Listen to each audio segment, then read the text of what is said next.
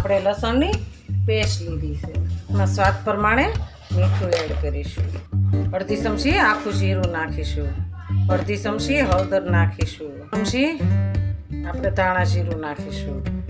આપણે 5 ચમચી હિંગ નાખીશું. 2 ચમચી લાલ મરચું નાખીશું. 2 પાવડા આપણે તેલ એડ કરીશું. આપણે કસ્તુરી મેથી લીધી છે તો આપણે એને થોડીક કસળીને નાખીશું. ધાણા એડ કરી આપણે એમાં લોટ સાળીશું. આપણે બધું મિક્સ કરી દઈશું. મિક્સ કરી અને આપણે લોટ બાંધી દેવાનો છે. આપણો મસાલો સરસ મિક્સ થઈ ગયો છે તો આપણે હવે લોટ બાંધી દઈશું. 1/4 કિલો જેટલો લોટ લેવાનો છે. એના આપણે થેપલા બનાવવાના છે. નાખ્યું છે. હવે આને લોટને પછી આપણે 5 મિનિટ ઢાંકી દેવાનો છે. આપણે 5 મિનિટ ઢાંકી દઈશું. આપણે 5 મિનિટ થઈ ગઈ છે. લોયા સરસ કમ્પ્લીટ તૈયાર થઈ ગયા છે. તો આપણે એના થેપલા બનાવવાના છે. થેપલા બનાવવા માટે આપણે ગેસ ચાલુ કરીશું. ગેસ ચાલુ કરી અને આપણે લોટી મૂકવાનું.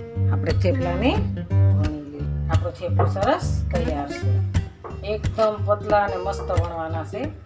આપણે એને પલટાવી લઈશું.